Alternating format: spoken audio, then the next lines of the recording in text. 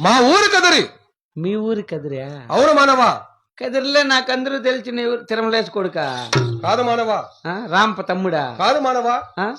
ఆ కదిరి కోవిలి వేలేటి కాదు నరసింహస్వామి తమ్ముడైన నా పేరు గణవద్దలేటి. నరసింహస్వామి తమ్ముడా? అవును. తమ్మే కదిరిలో అందరూ బాగుండారా? బాగున్నారు మానవా. మన కళ్ళ శనగ చెట్లు తొగేస్తారా? అటువంటి పనులు మేము చేస్తామా? అవును, టౌన్ కదా, గార పనికి పోతా అంటావు. మేము దేవతలమా కాబట్టి అలాంటి పనులు మేము చేయము.